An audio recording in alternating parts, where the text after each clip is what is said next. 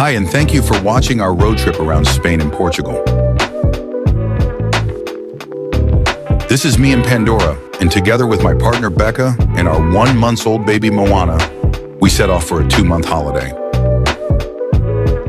Here we check in the ferry port of Plymouth, where we will board the Port Avon. Port Avon is a cruise ferry operated by Brittany Ferries. She was built in Germany and has been sailing for Brittany Ferries since March 2004. She is the current and longest-serving Brittany Ferries flagship, sailing between the UK, France, and Spain and Ireland. Port Avon is the fastest and largest cruise ferry on the English Channel.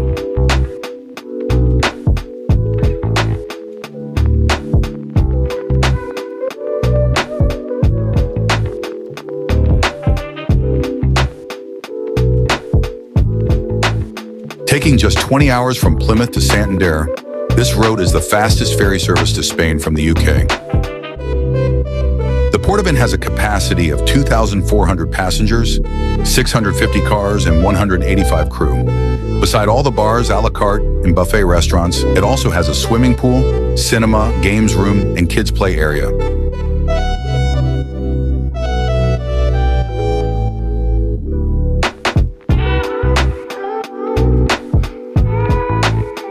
In the afternoon, we sat down in the bar. Here we could enjoy some kids' entertainment and a magic show.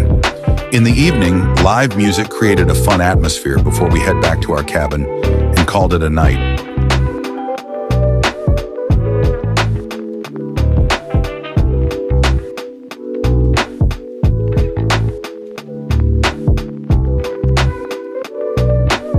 In the morning, when we see the Spanish sun rising, we have some breakfast, and then it is time to pack our bags and make our way back to the car.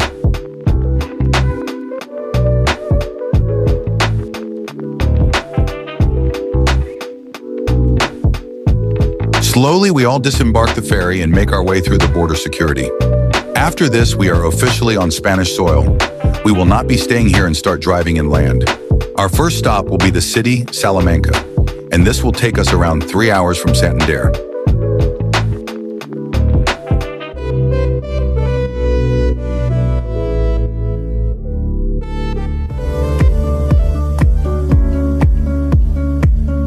The next morning, we are ready to explore the beautiful city of Salamanca.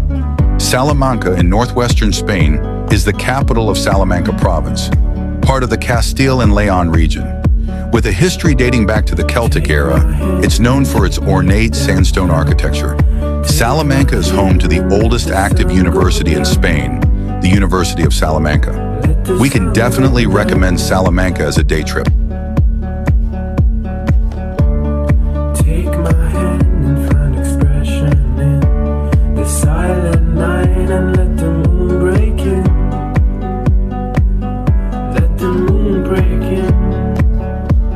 After a full day of exploring the city, eating, drinking, and leaving Pandora let all of her energy out, we are ready to hit the road and start driving again. We travel into Portugal and make our way into Lisbon.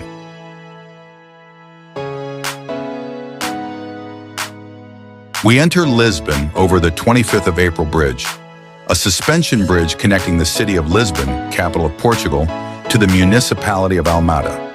Lisbon is one of the oldest cities in the world and the second oldest European capital city after Athens, predating other modern European capitals by centuries.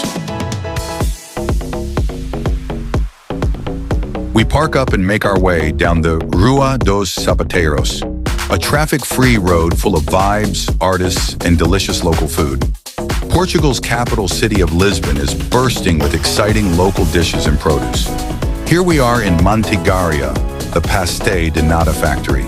Pastéis de Nata is a small pastry filled with vanilla cream, and they are delicious, and you can't avoid them.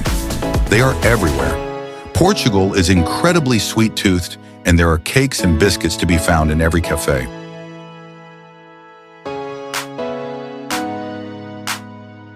Further down the road, we found the Portuguese codfish pastel house. Cod, potatoes, eggs, parsley, and olive oil. The simple recipe for cod puff pastries. This road will take you all the way down to the Arco da Rua Augusta, the gateway to Praça do Comércio, a big square full of bars and historical buildings.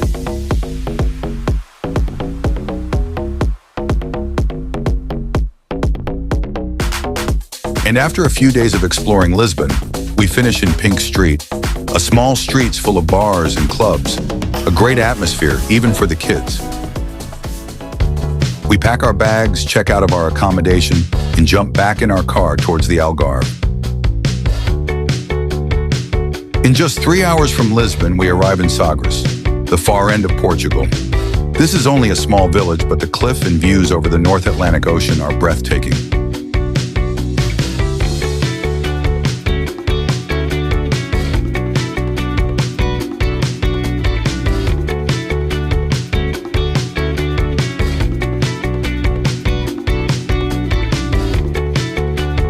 Now it is time to relax and enjoy the Portuguese sunshine. We check into the village resort, Rocha Brava. This resort is located on the coastline of Carvoeiro. We booked a 2-bedroom bungalow for 5 days and ended up extending this twice. We fell in love with this place. So peaceful and relaxing. 5 pools spread around the resort, together with bars, restaurants, gym, kids' playgrounds, mini golf, tennis courts. Just everything you need for a fun family holiday. We highly recommend this resort.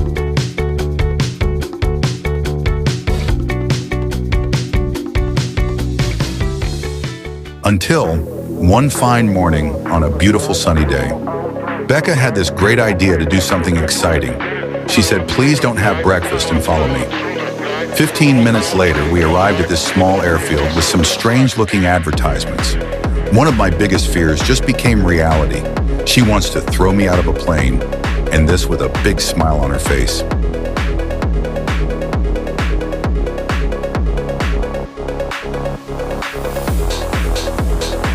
We take off and rise to an altitude of 15,000 feet. This is roughly 4.5 kilometers height.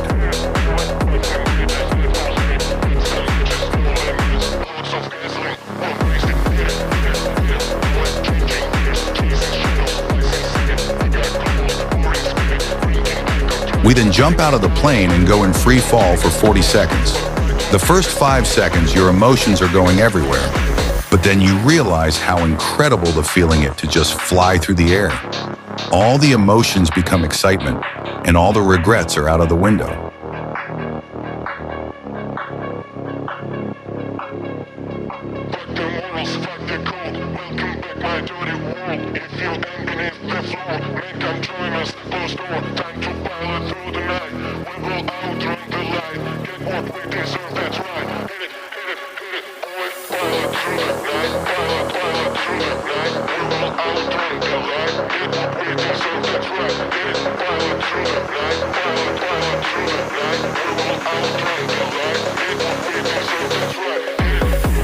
What an amazing experience this was.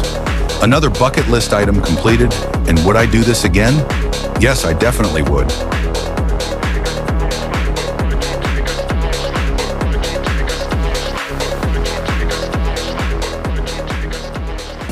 And what goes up must come down, and so we did. We hit the road again and make our way down to Vale do Lobo. Vale do Lobo means Valley of the Wolf. You will find none here though. Only warm sands, acclaimed golfing facilities, and inviting accommodations. We check into our new accommodation, a beautiful Portuguese villa with again all the facilities you need. Come August, the Algarve experiences average daytime highs of around 28 degrees Celsius, often climbing higher in inland areas. With nighttime temperatures usually around 18 degrees Celsius, the evenings are pleasantly warm, ideal for alfresco dining.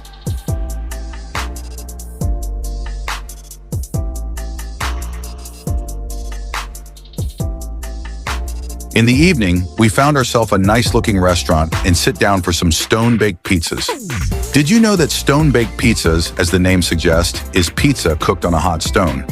It is heated to a very high temperature, usually at least 370 degrees Celsius, which means the pizza cooks in just a minute or two.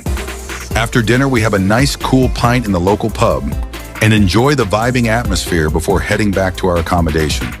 And another day of holidaying is finished. During the week, we joined the Mar yacht for a trip along the Algarve seaside. We board from the beautiful harbor of Vila Moura, another highly recommended place to visit, We head out onto the Atlantic Ocean and make our way along Albufeira. Mother Nature outdid itself when it shaped the Algarve over the millennia. It created a breathtaking coastline with a diverse landscape of tall cliffs, idyllic bays, sandbar islands, hidden caves and grottos, and oddly shaped rock formations.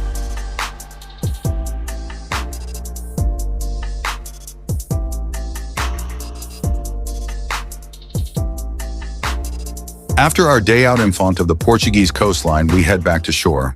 We charge the car and make our way to the famous Albufeira.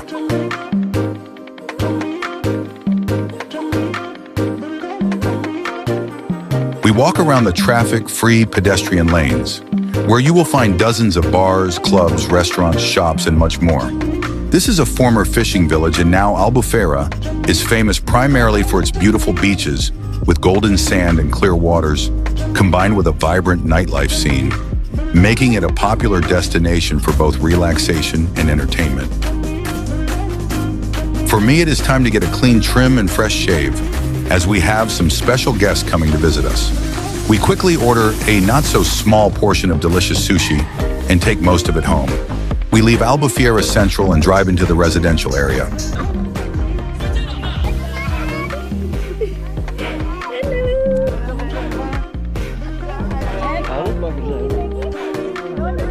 We all reunite with the family for a week's holiday.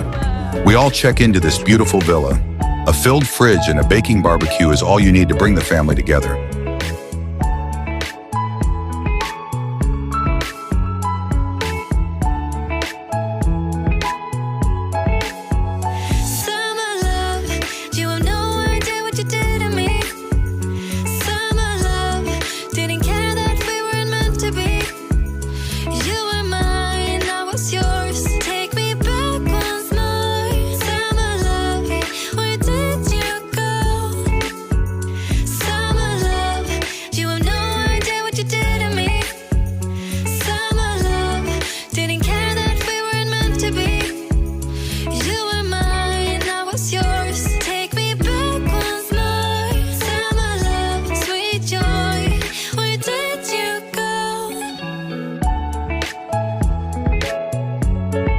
We all enjoy our last meal and say our goodbyes for the next day.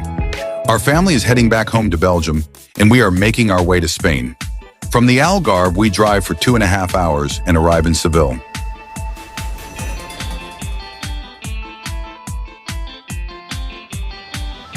We cross the border over the Guadiana International Bridge, connecting Spain and Portugal.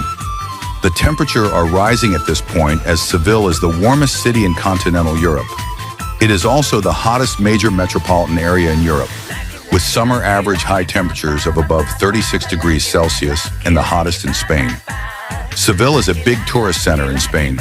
In 2018, there were over 2.5 million travelers, placing it third in Spain after Madrid and Barcelona.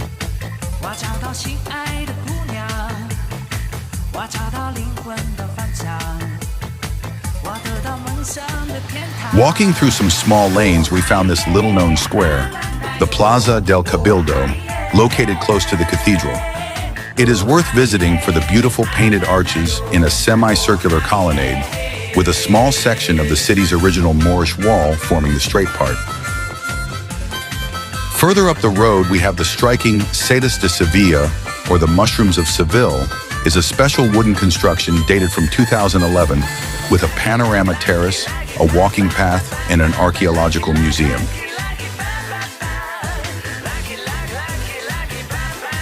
The overwhelming Plaza de España is the most famous square in Seville. Several buildings were designed for the Ibero-American exhibition of 1929 in and around the Maria Luisa Park.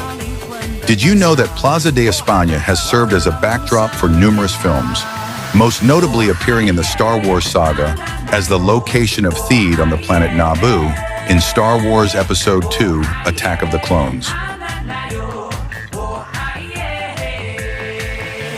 After exploring the city, the sun is setting over Seville, and we head central to La Giralda. This lovely structure was originally built as a minaret for a mosque, although it has since been converted into a bell tower. We sit down and enjoy some local Rueda wine, and I must say this is one of the better wines we have ever tasted. followed by some local artists singing us a song and expecting us to empty our savings account. We have really enjoyed Seville and will return at some point.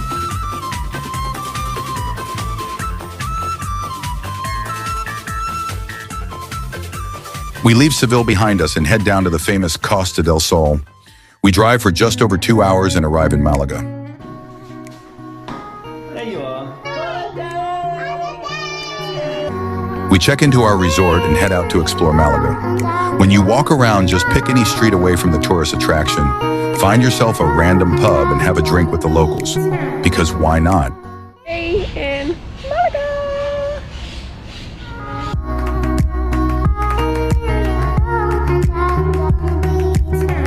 After a nice cold local beer, we walk around and found this famous local restaurant. This restaurant has made his appearance in a few travel shows, and we had to witness this for ourselves. El Tintero is a local seafood restaurant and is famous for his, you like what you see, just wave your hand and you can have it. Some chippies. El pollo con patata. Waiters walk around with ready-made dishes and you just see and pick what you like. What a great concept, and if you're around, definitely stop and try this.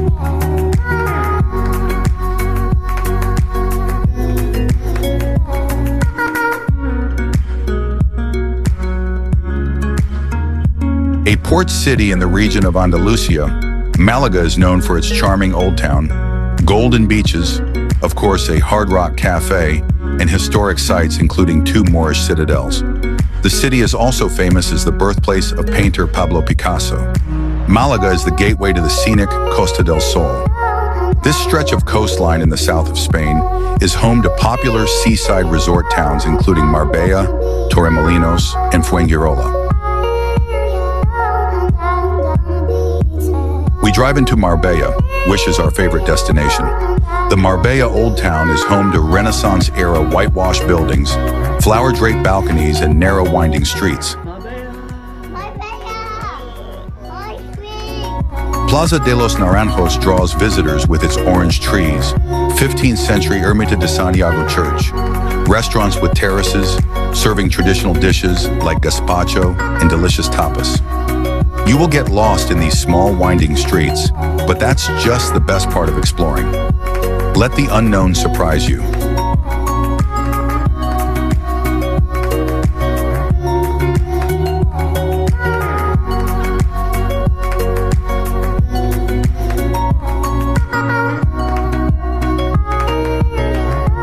After this essential Pandora stop, we make our way down to the Marbella beach.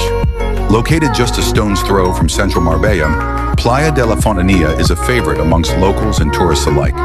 This popular beach offers delicious seafood restaurant, clean golden sands and tranquil water combined with lifeguard supervision, making it a great choice for families.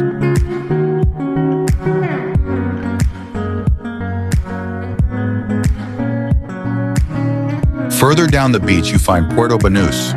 Since its development in the 1970s, Puerto Banús has gained the reputation of being a Costa del Sol playground and nightlife hub for the world's rich and famous. Luxury yachts fill the marina, close to lively upmarket bars and restaurants. Prestigious fashion boutiques and some fancy cars, only made to be toys for the big boys. Puerto Banús is a must-visit on your list, and if the wallet doesn't allow it, you can still find a McDonald's up the road. Costa del Sol never disappoints, and after a few weeks, we drive inland to the capital of Spain, Madrid. The drive to Madrid from the Costa del Sol is around 5 hours. We break this up by stopping several times to eat, drink, snack, charge the car, and let the kids play around. I must say the roads in Spain are in really good condition, and the drives through Spanish countryside are beautiful.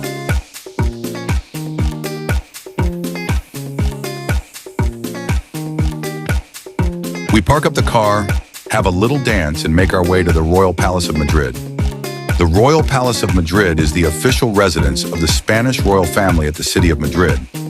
The palace has 135,000 square meters of floor space and contains 3,418 rooms. It is the largest royal palace in Europe. We find a small little pub, and they are normally the best ones. Ordering some Belgian beers with the allocated glasses, and let Pandora handle the bar snacks.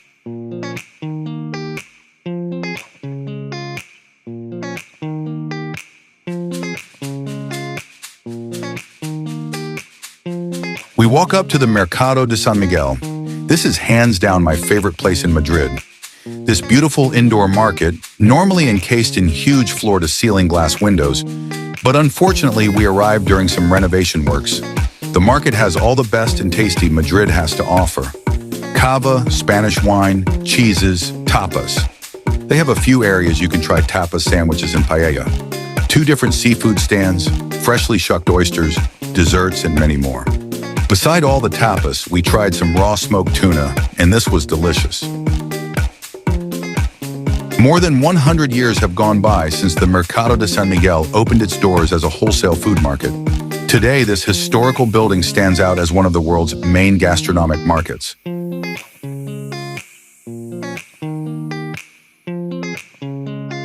We make our way to Madrid's Plaza Mayor. This is a symbol of the city and a must-see. This enormous esplanade in the city center was begun in the 17th century by King Philip III, whose bronze equestrian statue stands in the square. Also full of street artists and a relaxing atmosphere.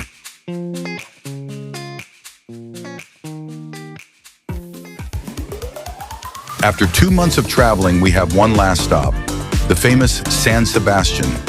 The road to San Sebastian is breathtaking. Winding road over and through the mountains, stunning nature along with the Spanish sun.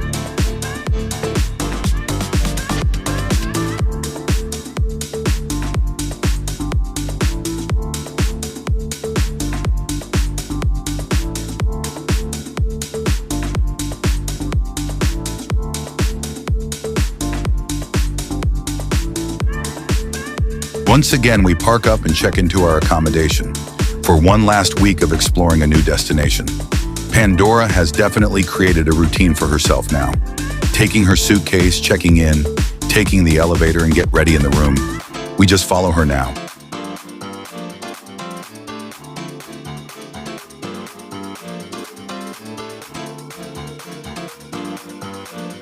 We walk along the stone-lined banks of the picturesque Urumia River that divides Old Town in two.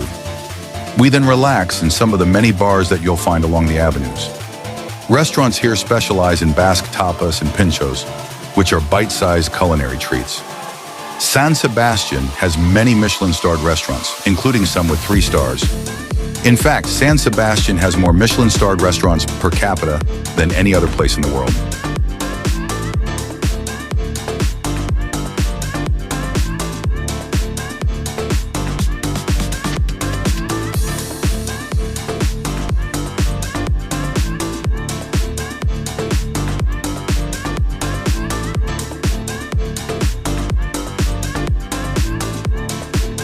And after this last week in San Sebastian, our 2 months of traveling around Portugal and Spain has come to an end. We have made memories for life and gave our kids the chance to explore some different cultures. We traveled day by day and booked as we go. No plan has definitely been the best plan we've experienced. And there is one sentence we have used the most on this trip, and that's, should we extend? So if you ever think, should we travel with our kids, then we can only say, just do it.